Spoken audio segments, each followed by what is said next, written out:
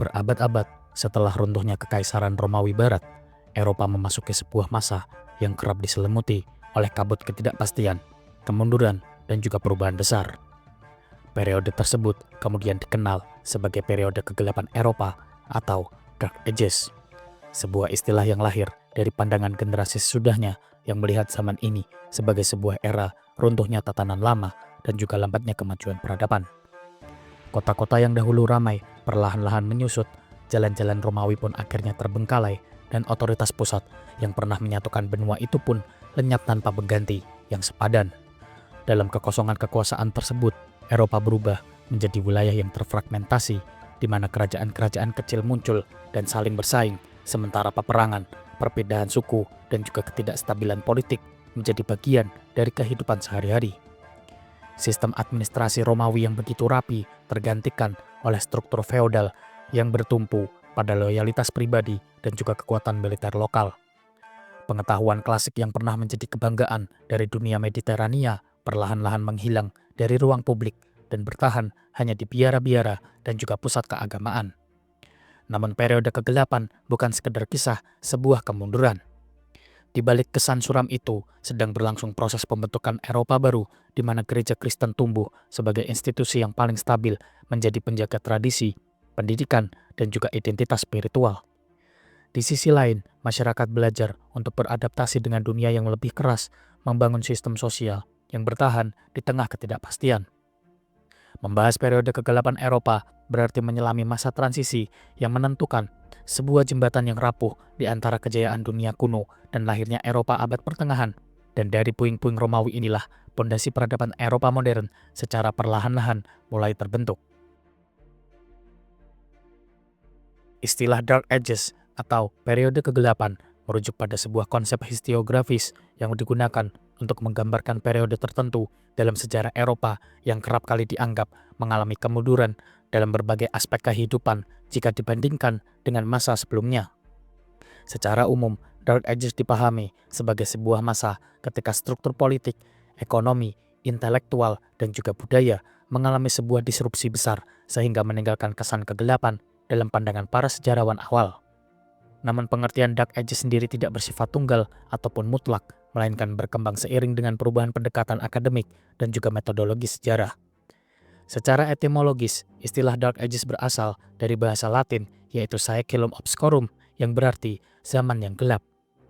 Kegelapan dalam konteks ini pada awalnya tidak merujuk secara harfiah pada ketiadaan cahaya ataupun kemunduran total dari sebuah peradaban, melainkan pada keterbatasan sumber tertulis dan juga dokumentasi sejarah yang tersedia dari periode tersebut.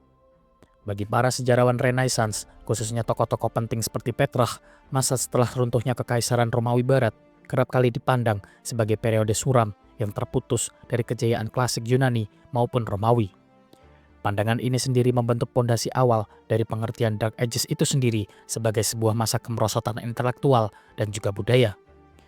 Dalam pengertian klasiknya, Dark Ages seringkali dikaitkan dengan berkurangnya produksi literatur, menurunnya tingkat pendidikan formal, serta melemahnya tradisi intelektual yang sebelumnya berkembang begitu pesat di dunia Romawi. Banyak karya filsafat, sains, dan juga sastra klasik tidak lagi dipelajari secara luas, sementara kemampuan baca tulis menjadi semakin terbatas pada kalangan tertentu, terutama lembaga keagamaan. Kondisi ini pun memperkuat kesan bahwa masa tersebut adalah periode stagnasi intelektual, meskipun penilaian ini kemudian banyak diperdebatkan. Dark Ages juga dipahami sebagai sebuah masa fragmentasi politik ketika struktur pemerintahan Romawi runtuh di wilayah barat, tidak ada kekuatan tunggal yang mampu menggantikannya secara langsung. Kekuasaan pun terpecah ke dalam kerajaan-kerajaan kecil, konfederasi antar suku, dan juga otoritas lokal yang seringkali bersifat sementara. Dalam kerangka pengertian ini, Dark Ages seringkali dipandang sebagai masa ketidakstabilan di mana hukum, administrasi, dan juga keamanan publik tidak lagi terkoordinasi secara terpusat. Ketiadaan struktur politik yang mapan seringkali dianggap sebagai salah satu ciri utama dari kegelapan pada zaman tersebut. Dari sudut pandang ekonomi, Dark Ages seringkali didefinisikan sebagai sebuah periode menurunnya aktivitas perdagangan jarak jauh dan juga melemahnya sistem ekonomi monetisasi. Banyak wilayah yang kembali pada ekonomi berbasis pertanian subsisten dengan pertukaran barang secara lokal menggantikan perdagangan luas yang pernah berkembang di bawah Romawi. Kota-kota besar pun menyusut ataupun kehilangan fungsi administratifnya dan ekonominya, sementara pedesaan menjadi pusat utama kehidupan masyarakat. Dalam pengertian ini, Dark Ages dilihat sebagai sebuah masa regresi dari kompleksitas ekonomi menuju bentuk-bentuk yang jauh lebih sederhana. Dalam aspek sosial, Dark Ages sendiri dipahami sebagai sebuah periode perubahan struktur masyarakat. Identitas kewarganegaraan Romawi secara bertahap digantikan oleh ikatan kesukuan, feodalisme, ataupun kekuasaan lokal. Loyalitas individual lebih diarahkan pada pemimpin lokal ataupun tuan tanah daripada kepada negara atau institusi besar. Pengertian ini pun menekankan bahwa Dark Ages bukan sekedar kemunduran belaka, melainkan sebuah masa transisi menuju bentuk masyarakat baru yang jauh berbeda secara fundamentalis dari dunia Romawi. Secara kultural, Dark Ages seringkali diartikan sebagai sebuah masa ketika ekspresi seni dan juga arsitektur mengalami perubahan signifikan. Bangunan-bangunan monumental ala Romawi jarang dibangun dan digantikan oleh struktur yang jauh lebih sederhana dan juga fungsional. Seni visual cenderung bersifat simbolis dan juga religius, dengan penekanan pada makna spiritual jika dibandingkan dengan realisme klasik. Dalam kerangka pengertian lama, perubahan ini seringkali disalahartikan sebagai penurunan kualitas artistik, padahal sebenarnya mencerminkan pergeseran nilai dan juga tujuan budayanya. Dalam konteks keagamaan, Dark Ages dapat dipahami sebagai sebuah masa meningkatnya peran institusi gereja dalam kehidupan sosial dan juga intelektual. Gereja menjadi salah satu sedikit lembaga yang mempertahankan tradisi, literasi, dan juga pencatatan sejarah. Namun dominasi religius ini oleh sejarawan awal seringkali dipandang sebagai faktor yang membatasi kebebasan berpikir dan juga perkembangan ilmu pengetahuan. Dan oleh karena hal tersebut, Dark Ages kerap kali diidentifikasikan dengan pandangan bahwa rasionalitas klasik digantikan oleh dogma keagamaan, meskipun pemahaman ini kemudian direvisi secara signifikan. Pengertian Dark Ages juga sangat dipengaruhi oleh perspektif temporal, di mana dalam arti sempit, istilah ini seringkali digunakan untuk merujuk pada periode awal abad pertengahan, kira-kira di antara abad ke-5 hingga abad ke-10 Masehi. Namun dalam artian luas, beberapa sejarawan menggunakan istilah ini untuk menggambarkan fase tertentu dalam sejarah wilayah lain ketika terjadi kemunduran dokumentasi dan juga kompleksitas sosial. Hal ini pun menunjukkan bahwa Dark Ages sendiri bukanlah sebuah konsep kronologis yang sepenuhnya tetap, melainkan kategori analitis yang fleksibel.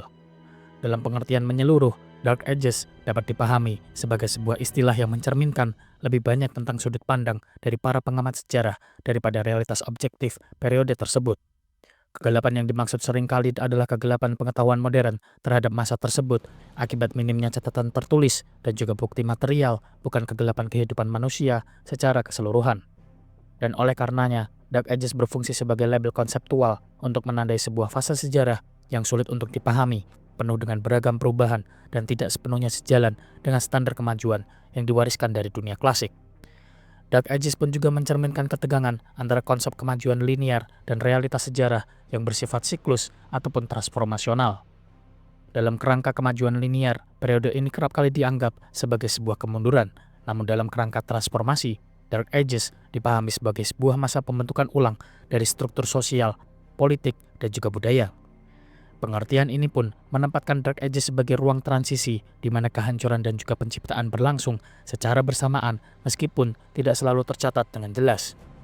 Dengan demikian, Dark Ages bukanlah sekedar periode tanpa cahaya, melainkan sebuah istilah kompleks yang memuat penilaian nilai, keterbatasan sumber, dan juga perubahan paradigma bersejarah. Ia mencakup gagasan tentang fragmentasi, transisi, dan juga beragam adaptasi, serta mencerminkan cara manusia modern berusaha untuk memahami masa lalu yang tidak meninggalkan jejak dokumenter sejelas periode lain. Dalam pengertian menyeluruh, Dark Ages adalah konsep historiografis yang menggambarkan persepsi akan masa perubahan besar, ketidakpastian struktural, dan juga keterbatasan pengetahuan, bukan sebuah definisi tunggal tentang kemunduran absolut dalam sejarah manusia. Sebagaimana pengertian Dark Ages yang dipahami sebagai sebuah fase disrupsi struktural dan juga keterbatasan dokumentasi, keruntuhan Romawi Barat menjadi titik konkret yang menjelaskan bagaimana kegelapan tersebut terbentuk dalam sebuah realitas politik dan juga sosial dari Eropa. Runtuhnya kekuasaan Romawi di wilayah barat bukanlah sebuah peristiwa tunggal yang terjadi secara tiba-tiba, melainkan sebuah proses panjang yang melibatkan erosi otoritas, tekanan eksternal, dan juga beragam perubahan internal yang saling tumpang tindih. Proses ini sendiri membukakan jalan bagi fragmentasi politik yang luas serta kemunculan berbagai kerajaan barbar yang menggantikan peran negara Romawi namun tanpa struktur terpusat yang sebanding.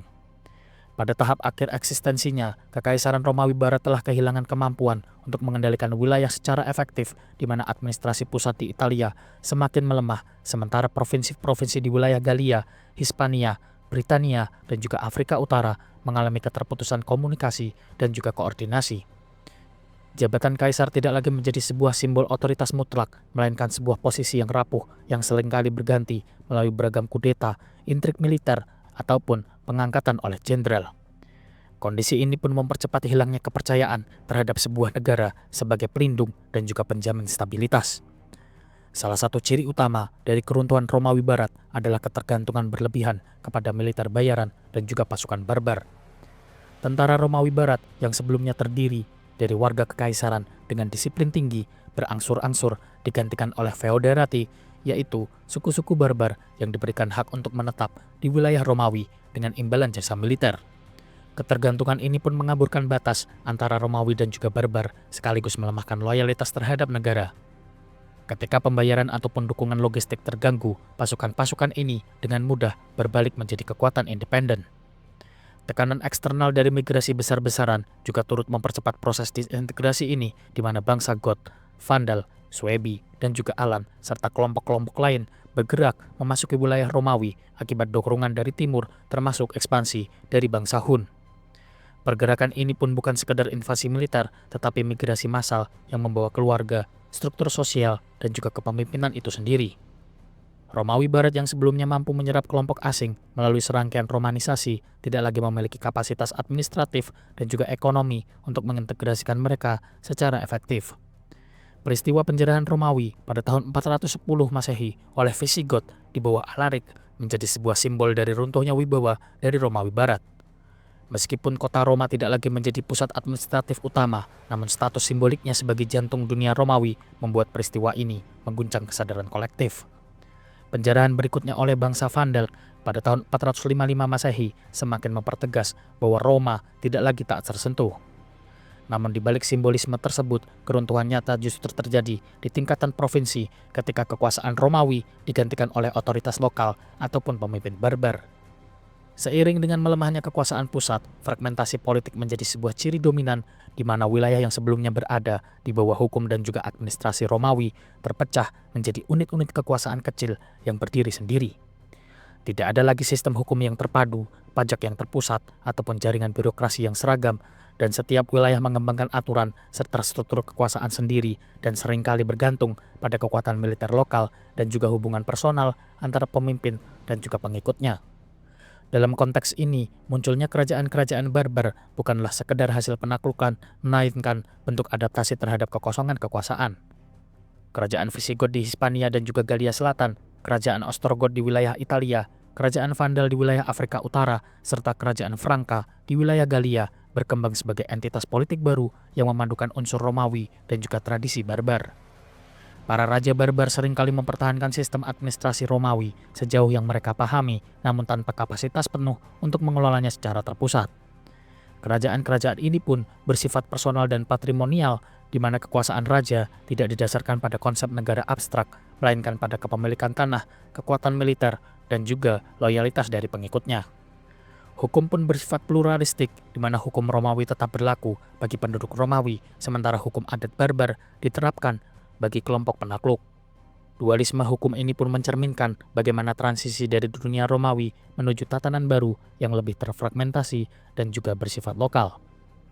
Fragmentasi politik juga berdampak secara langsung pada kehidupan ekonomi, di mana jaringan perdagangan Romawi yang luas runtuh seiring dengan hilangnya keamanan jalan dan juga pelabuhan. Kota-kota kehilangan fungsi administratif dan juga ekonominya, di mana banyak yang menyusut menjadi pemukiman kecil dan kekuasaan pun beralih ke pedesaan, di mana tuan tanah lokal dan juga pemimpin militer menjadi pusat otoritasnya. Kondisi ini pun memperkuat karakter Dark Ages sebagai periode penurunan kompleksitas struktural, bukan kehancuran total dari kehidupan sosial. Dalam bidang budaya dan juga identitas, runtuhnya Romawi Barat menciptakan sebuah pergeseran yang begitu mendalam. Identitas sebagai warga Romawi perlahan-lahan digantikan oleh identitas kesukuan ataupun regional. Bahasa Latin tetap digunakan meskipun berkembang menjadi berbagai dialek lokal yang kelak menjadi bahasa-bahasa Roman. Pendidikan formal dan literasi pun menurun secara drastis di luar lingkup gereja dan memperkuat kesan keterpurukan intelektual dari masa klasik. Peranan gereja menjadi semakin menonjol di tengah fragmentasi politik, dan ketika struktur negara mulai runtuh, gereja tampil sebagai institusi yang relatif stabil serta lintas wilayah. Uskup dan juga biarawan seringkali mengambil alih fungsi administratif, sosial, dan bahkan politik. Namun dominasi gereja ini juga mencerminkan perubahan paradigma kekuasaan, yakni dari negara sekuler yang terpusat menuju otoritas moral dan spiritual yang bersifat lokal.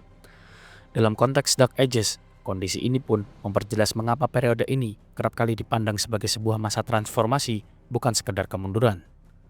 Keruntuhan Romawi Barat juga menandai berakhirnya konsep kekaisaran universal di wilayah Eropa Barat. Tidak ada kerajaan barbar yang mampu ataupun berniat untuk memulihkan struktur kekaisaran Romawi secara penuh. Kekuasaan kini bersifat terfragmentasi dan juga kompetitif dengan konflik antar kerajaan yang menjadi hal normal. Ketiadaan otoritas supranasional memperkuat karakter dunia pasca Romawi sebagai sebuah mosaik politik yang rapuh dan juga berubah-ubah. Dalam kerangka pengertian Dark Ages yang telah dibahas sebelumnya, keruntuhan Romawi Barat dan juga fragmentasi politik yang mengikutinya menjelaskan asal-usul kegelapan tersebut. Kegelapan ini sendiri terwujud dalam hilangnya keseragaman hukum, runtuhnya administrasi terpusat, menurunnya literasi, dan juga keterbatasan dari sumber tertulis.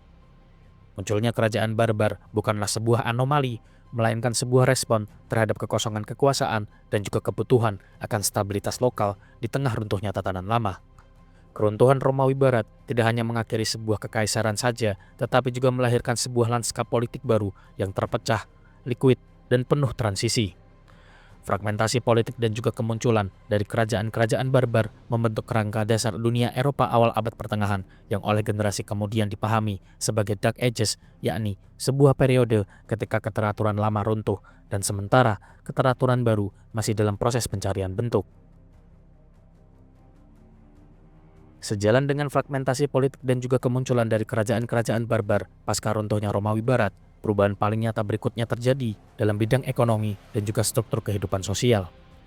Hilangnya otoritas terpusat tidak hanya berdampak secara langsung pada pemerintahan, tetapi juga meruntuhkan sistem ekonomi kompleks yang selama berabad-abad menopang dunia Romawi.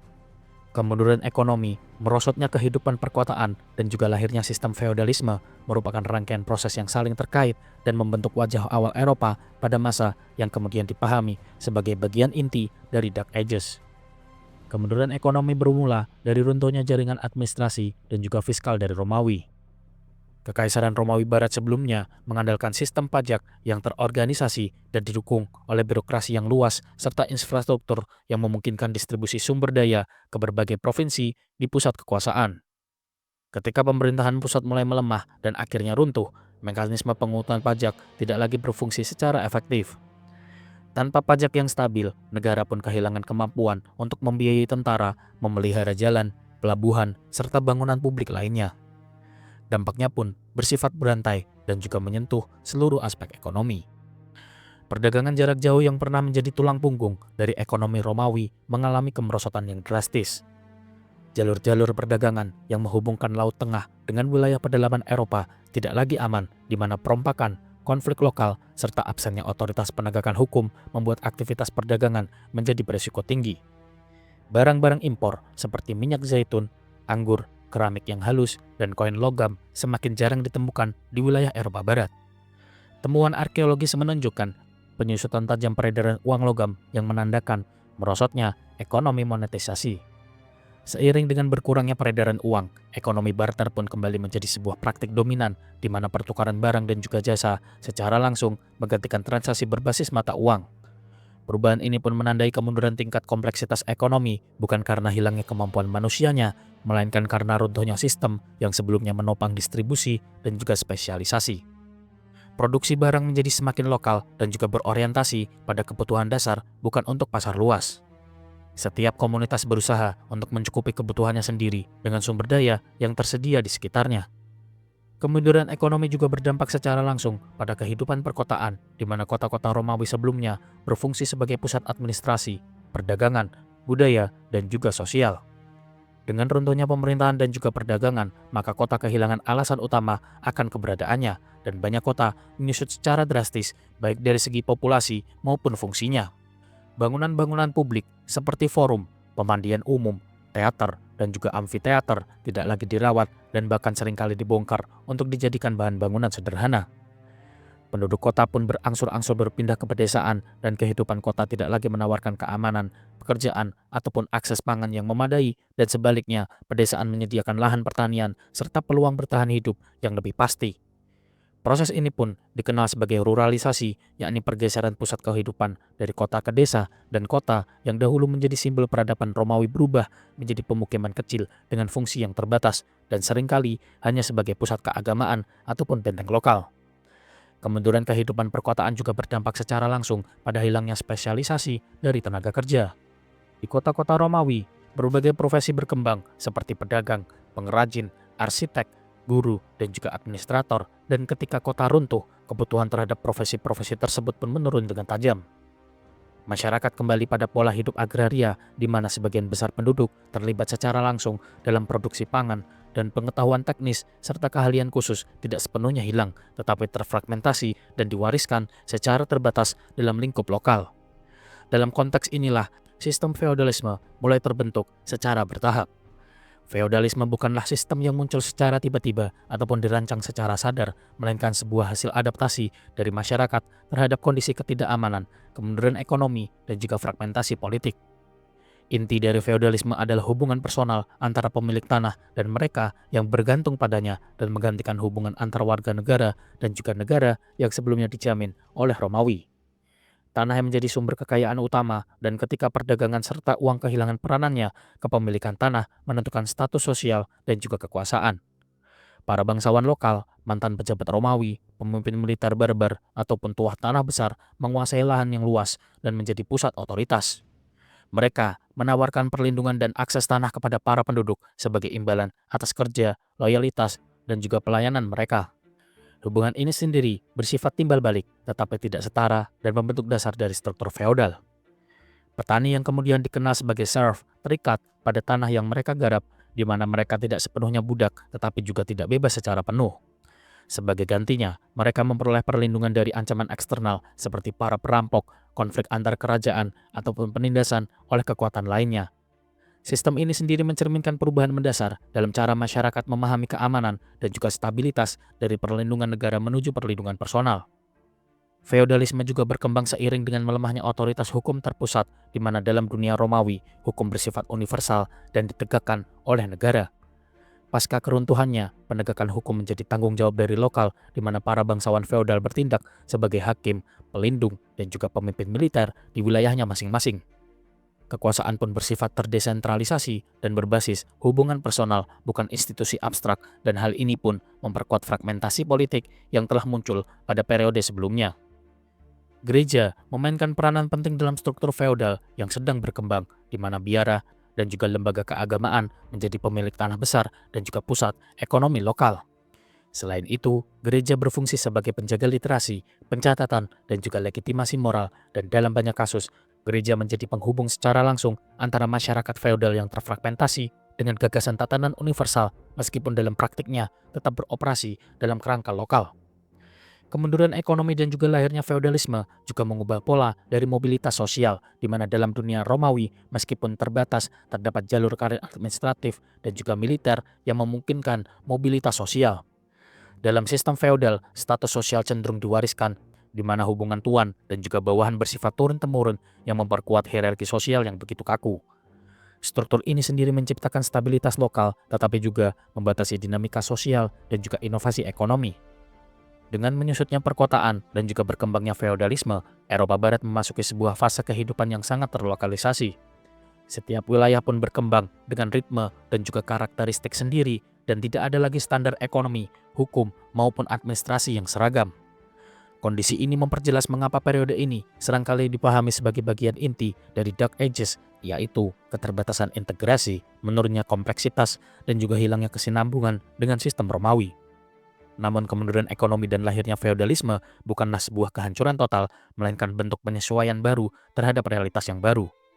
Masyarakat kini membangun kembali tatanan hidup berdasarkan sumber daya yang tersedia dan kebutuhan mendesak akan keamanan. Dalam ketiadaan negara yang kuat dan juga ekonomi yang terintegrasi, feodalisme menjadi sebuah solusi pragmatis meskipun membawa sebuah konsekuensi jangka panjang terhadap struktur sosial dan juga ekonomi Eropa. Kemunduran ekonomi, merosotnya kehidupan perkotaan, dan lahirnya sistem feodalisme merupakan kelanjutan secara langsung dari fragmentasi politik pasca runtuhnya Romawi Barat. Proses-proses ini menjelaskan bagaimana dunia Romawi yang kompleks menjadi masyarakat agraria, lokal, dan juga hierarki yang menjadi ciri utama Eropa awal abad pertengahan dalam kerangka Dark Ages. Seiring dengan kemunduran ekonomi, runtuhnya kehidupan perkotaan, dan terbentuknya sistem feodalisme yang sangat lokal, bidang pendidikan dan juga tradisi intelektual turut mengalami perubahan mendasar. Merosotnya pendidikan bukanlah peristiwa terpisah, melainkan konsekuensi secara langsung dari hilangnya struktur politik terpusat, melemahnya ekonomi monetisasi, dan menyempitnya ruang sosial yang sebelumnya menopang aktivitas intelektual. Dalam konteks Dark Ages, kemerosotan ini menjadi salah satu aspek paling menonjol yang membentuk persepsi tentang kegelapan zaman tersebut. Pada masa Romawi, pendidikan merupakan bagian integral dari kehidupan perkotaan. Sekolah-sekolah, tata bahasa, dan juga retorika pun tersebar di berbagai wilayah kekaisaran yang melatih warga elit dalam membaca, menulis, hukum, filsafat, dan juga seni berbicara. Pendidikan ini tidak hanya berfungsi sebagai sarana pengembangan intelektual, tetapi juga sebagai jalur menuju karir administratif dan juga politik. Ketika kota-kota mulai merosot dan birokrasi Romawi mulai runtuh, kebutuhan praktis terhadap pendidikan formal pun ikut menghilang bersamanya.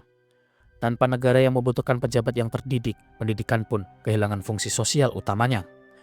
Kemerosotan ekonomi pun memperparah kondisi tersebut, di mana pendidikan memerlukan waktu luang, sumber daya, dan juga institusi yang stabil.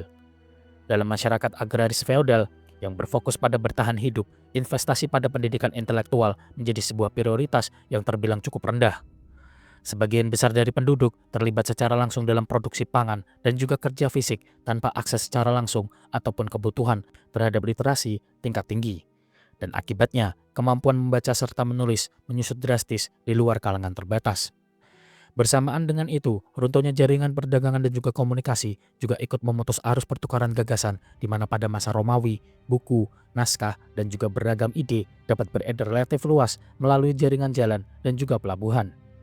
Ketika jaringan ini hancur, teks-teks klasik tidak lagi disalin ataupun didistribusikan secara luas, dan banyak karya filsafat, sains, serta sastra Yunani Romawi hilang bukan karena dihancurkan secara sengaja, melainkan karena tidak lagi disalin ataupun dirawat. Tradisi intelektual yang bergantung pada kontinuitas teks pun pada akhirnya ikut terputus.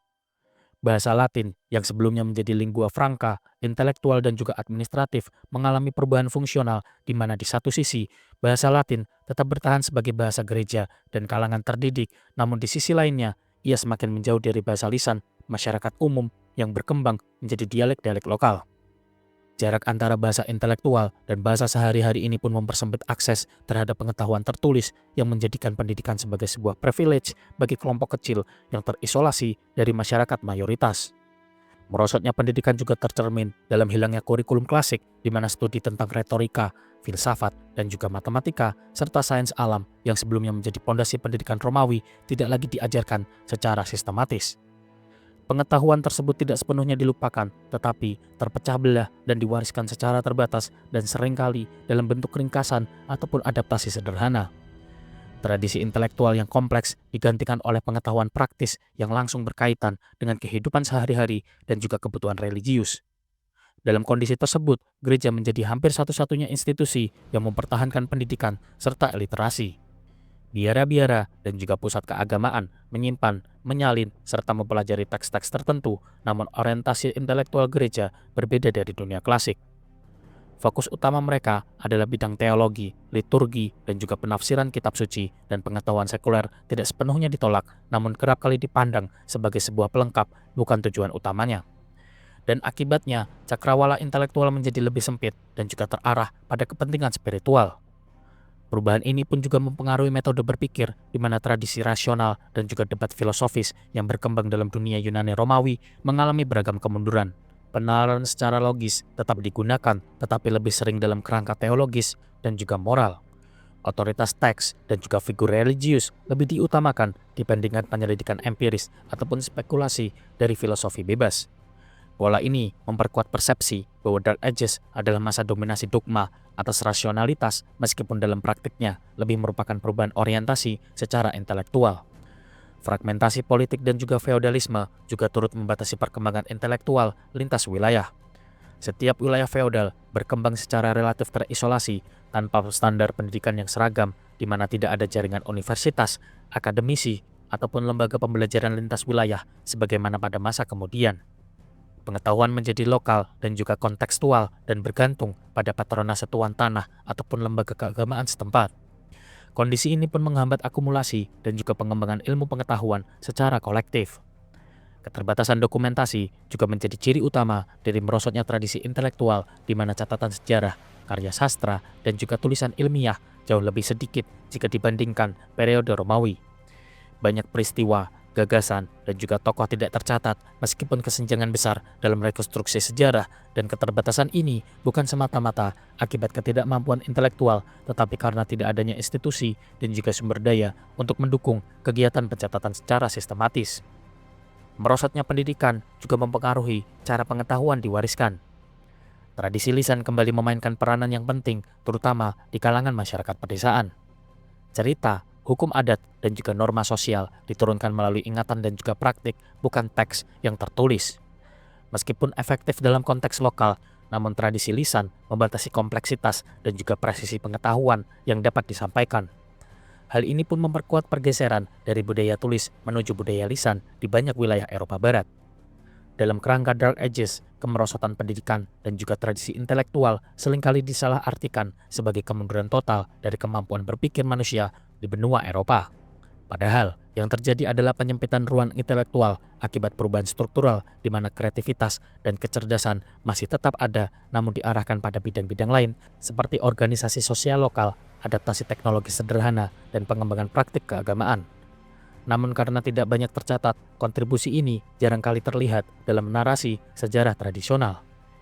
Hubungan antara pendidikan dan juga kekuasaan juga berubah secara signifikan, di mana dalam dunia Romawi, pendidikan menjadi sebuah alat mobilitas sosial dan juga legitimasi politik. Dalam masyarakat feodal, kekuasaan lebih ditentukan oleh kepemilikan tanah dan juga kekuatan militer, di mana pendidikan kehilangan peranan strategisnya dalam struktur kekuasaan, sehingga insentif untuk mengembangkannya semakin berkurang. Kondisi ini pun memperpanjang siklus kemerosotan intelektual. Dengan menyusutnya pendidikan formal, tradisi ilmiah dan filosofis pun menjadi semakin rapuh. Pengetahuan yang tidak segera berguna bagi kebutuhan religius ataupun praktis cenderung diabaikan, di mana ilmu alam, matematika, dan juga filsafat spekulatif bertahan dalam bentuk yang terbatas dan seringkali melalui karya ringkasan ataupun komentar singkat. Proses inovasi berjalan sangat lambat, bukan karena ketidakadaan kemampuan, tetapi karena tidak adanya ekosistem yang mendukung eksplorasi intelektual jangka panjang. Merosotnya pendidikan dan juga tradisi intelektual sebagaimana kemunduran ekonomi dan fragmentasi politik sebelumnya memperjelas karakter Dark Ages sebagai sebuah periode keterputusan struktural. Dunia Romawi yang pernah menopang pendidikan sistematis dan juga tradisi intelektual luas telah lama runtuh dan digantikan oleh masyarakat lokal, agraris, dan juga religius, di mana pengetahuan bertahan dalam kantong-kantong kecil yang terisolasi. Kondisi inilah yang membentuk persepsi tentang kegelapan intelektual, sekaligus menjelaskan mengapa periode ini meninggalkan jejak dokumentasi yang begitu terbatas dan juga terfragmentasi dalam sejarah Eropa.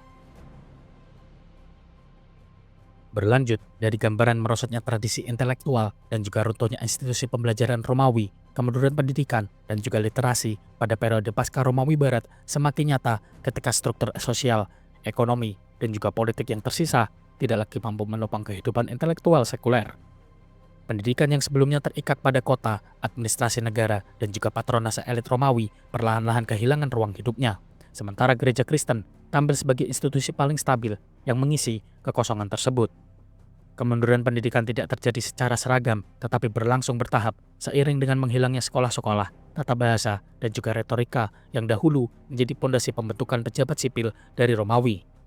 Profesi guru pun kehilangan perlindungan negara dan sumber penghidupan sehingga banyak pusat pendidikan tutup ataupun berubah fungsi. Bahasa Latin klasik yang sebelumnya menjadi medium administrasi dan juga ilmu pengetahuan semakin teredukasi menjadi bahasa liturgi dan juga hukum gerejawi, sementara masyarakat luas beralih ke dialek vernakular yang kelak berkembang menjadi bahasa-bahasa Roman. Literasi mengalami penyusutan drastis, terutama di luar lingkungan gereja, di mana membaca dan menulis tidak lagi menjadi keterampilan umum yang diperlukan dalam kehidupan sehari-hari, karena aktivitas ekonomi dan juga sosial semakin bersifat lokal serta berbasis lisan. Kontrak tertulis, arsip administratif, dan juga korespondensi resmi berkurang begitu tajam, di mana ingatan kolektif masyarakat lebih bergantung pada tradisi lisan, sumpah, dan juga kesaksian secara langsung yang menggantikan dokumentasi tertulis yang pernah menjadi ciri peradaban Romawi. Di tengah beragam kemerosotan tersebut, gereja Kristen muncul sebagai satu-satunya lembaga yang secara konsisten memelihara literasi. Kebutuhan akan kitab suci, teks liturgi, dan dokumen kanonik menuntut keberlangsungan, kemampuan membaca, dan juga menulis. Biara-biara dan keuskupan menjadi pusat utama pembelajaran meskipun orientasinya berbeda jauh dari pendidikan klasik Romawi. Tujuan pendidikan gerejawi bukan lagi pembentukan orator ataupun administrator negara, melainkan pembinaan rohani dan juga penafsiran dari teks-teks suci. Kurikulum pendidikan yang bertahan mengalami penyempitan, di mana 7 seni liberal, yaitu trivium dan juga quadrivium, masih dikenal tetapi diajarkan secara terbatas dan seringkali hanya sebagai sebuah alat bantu untuk memahami teologi. Retorika pun kehilangan peranan publiknya dan diredukasi menjadi teknik khotbah, di mana filsafat klasik dipelajari secara selektif, terutama bagian-bagian yang dianggap selaras dengan doktrin Kristen, sementara karya-karya yang dinilai bertentangan dengan iman cenderung diabaikan ataupun dilupakan. Peranan gereja sebagai penjaga literasi membawa konsekuensi begitu besar terhadap arah intelektual Eropa Barat pada masa tersebut. Produksi dan penyalinan manuskrip berada hampir sepenuhnya di tangan kaum rohaniawan, dan Scriptoria Beara menjadi sebuah ruang di mana teks-teks kuno disalin, diseleksi, dan kadangkali diubah sesuai kebutuhan teologis. Proses ini pun memastikan kelangsungan sebagian warisan intelektual Romawi dan juga Yunani, tetapi juga menyaringnya melalui sudut pandang religius yang begitu ketat. Dominasi gereja dalam pendidikan juga turut membentuk struktur sosial baru, di mana akses terhadap pengetahuan tertulis menjadi simbol otoritas spiritual dan juga sosial, dan kaum rohaniawan menempatkan posisi istimewa sebagai penafsir hukum ilahi dan juga moral, sekaligus penasihat dari para penguasa barbar. Raja dan para bangsawan yang tidak memiliki literasi tinggi bergantung pada klerus untuk urusan administrasi, legitimasi kekuasaan, dan juga hubungan diplomatik. Dengan demikian, gereja tidak hanya menjadi pusat spiritual, tetapi juga aktor politik yang sangat berpengaruh. Kemunduran literasi sekuler juga berdampak secara langsung pada perkembangan ilmu pengetahuan praktis, di mana pengetahuan teknik Romawi seperti arsitektur, hidrolika, dan juga perencanaan kota tidak sepenuhnya hilang, tetapi diwariskan secara terpecah-pecah dan seringkali melalui praktik langsung, bukan teks tertulis. Tanpa tradisi pendidikan teknis yang mapan, banyak keterampilan bertahan dalam bentuk sederhana dan juga lokal dan menyesuaikan dengan kebutuhan feodal serta pedesaan. Pendidikan bagi kaum awam hampir sepenuhnya terhenti, di mana anak-anak bangsawan mungkin memperoleh pembelajaran dasar melalui pendeta istana, tetapi rakyat jelata tidak memiliki akses sistematis terhadap pendidikan. Hal ini pun memperlebar jurang pengetahuan antara para elit religius dan juga masyarakat umum. Literasi menjadi alat kekuasaan simbolis, memperkuat hierarki sosial yang sejalan dengan struktur feodalisme yang tengah menguat. Gereja Kristen juga berperan secara aktif dalam membentuk kerangka intelektual baru yang menafsirkan kemunduran dunia Romawi sebagai bagian dari sebuah rencana ilahi. Sejarah, filsafat, dan ilmu pengetahuan dipahami dalam kerangka teologis, di mana keselamatan jiwa menjadi tujuan utamanya. Pandangan ini pun mempengaruhi cara pengetahuan diproduksi serta diwariskan dan menempatkan iman di atas rasio tanpa sepenuhnya meniadakan warisan intelektual dari masa lampau. Seiring dengan berjalannya waktu, muncul jaringan pusat-pusat keilmuan gerejawi yang saling terhubung melalui korespondensi dan juga perjalanan rohaniawan. Meskipun terbatas, namun jaringan ini menjaga kontinuitas intelektual lintas wilayah yang terfragmentasi secara politik. Namun sifat eksklusif dan religius dari jaringan tersebut membuat perkembangan intelektual berlangsung dengan lambat dan juga terkendali, berbeda dengan dinamika intelektual kosmopolitan pada masa Romawi.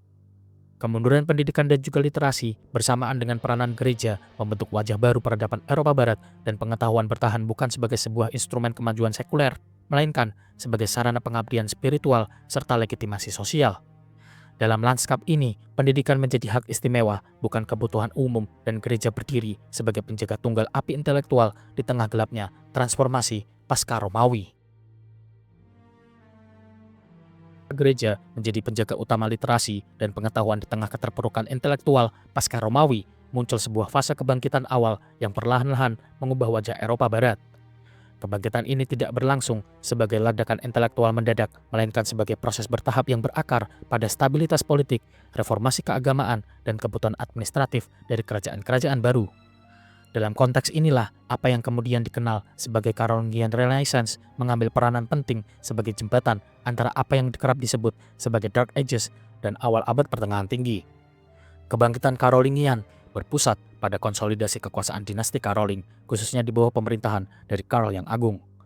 Wilayah yang luas dan beragam menuntut sistem pemerintahan yang lebih teratur, serta aparat administratif yang mampu membaca, menulis, serta menafsirkan hukum. Kebutuhan praktis ini pun mendorong perhatian baru terhadap pendidikan, terutama di lingkungan istana dan juga gereja. Pendidikan tidak lagi dipahami semata sebagai pembinaan rohani, tetapi juga sebagai sarana dalam menjaga ketertiban dan juga keseragaman dalam kerajaan. Istana Caroling pun berkembang menjadi pusat intelektual yang memfasilitasi pertukaran gagasan dan tokoh-tokoh terpelajar dari berbagai wilayah Eropa Barat, bahkan dari kepulauan Inggris dan Italia, diundang untuk mengajar dan juga menyusun kurikulum. Alcuin dari York menjadi figur sentral dalam upaya ini dan menata kembali pendidikan istana dan sekolah-sekolah katedral dengan menekankan tata bahasa, logika, dan juga retorika sebagai dasar pembelajarannya. Pendekatan ini pun menandai upaya sadar untuk menghidupkan kembali tradisi intelektual Romawi dalam bingkai kekristenan. Reformasi pendidikan Caroling juga berfokus pada standarisasi, di mana bahasa Latin yang sebelumnya terfragmentasi dalam berbagai bentuk lokal disusun ulang melalui pengajaran tata bahasa yang lebih sistematis. Upaya ini sendiri bertujuan memastikan bahwa teks-teks liturgi, hukum gereja, dan juga perintah kerajaan dipahami secara seragam, dan dalam konteks ini lahir Carolingian Minuscula, bentuk tulisan yang lebih jelas dan juga mudah dibaca dibandingkan skrip sebelumnya. Inovasi ini tidak hanya meningkatkan efisiensi penyalinan manuskrip, tetapi juga pengaruh besar terhadap perkembangan aksara Latin di masa-masa berikutnya. Biara dan sekolah katedral kembali berfungsi sebagai pusat pembelajaran yang lebih aktif, di mana jika sebelumnya pendidikan terbatas pada kebutuhan internal gereja, namun kini ia diperluas untuk mendukung administrasi kerajaan. Penyalinan teks-teks klasik mengalami peningkatan yang begitu signifikan, di mana karya-karya penulis Romawi seperti Cicero, Virgil, dan juga Orosius kembali disalin, tidak semata-mata karena nilai sastra dan filosofisnya, tetapi juga karena dianggap berguna dalam membentuk pemahaman bahasa dan juga moral masyarakat. Proses ini pun menyelamatkan banyak teks kuno dari kepenuhan total. Kendati demikian, kebangkitan ini pun tetap bersifat elitis, di mana pendidikan masih terbatas pada kalangan rohaniawan dan juga elit sekuler. Rakyat jelata tetap berada di luar lingkaran literasi formal, namun perbedaan mendasar dibandingkan periode sebelumnya terletak pada meningkatnya kesadaran akan pentingnya pengetahuan tertulis sebagai sebuah pondasi pemerintahan dan juga kehidupan religius yang berjalan dengan ketertiban. Literasi mulai dipandang sebagai kebutuhan struktural, bukan lagi sekedar tampilan tambahan. Carolingian Renaissance juga membawa perubahan dalam cara pengetahuan dipahami. Teologi tetap menjadi pusat intelektual, tetapi pendekatannya menjadi lebih sistematis, di mana penafsiran kitab suci diperkaya dengan metode logis dan juga linguistik. Upaya untuk menyelaraskan iman dan juga rasio, meskipun masih sangat terbatas, mulai tampak dalam diskursal intelektual, di mana hal ini menciptakan dasar bagi perkembangan skolastisisme pada periode selanjutnya. Stabilitas politik relatif di bawah Caroling memberikan ruang bagi aktivitas intelektual untuk berkembang, di mana jalan-jalan dan juga jaringan komunikasi diperbaiki dan memungkinkan pertukaran manuskrip serta gagasan antar wilayah.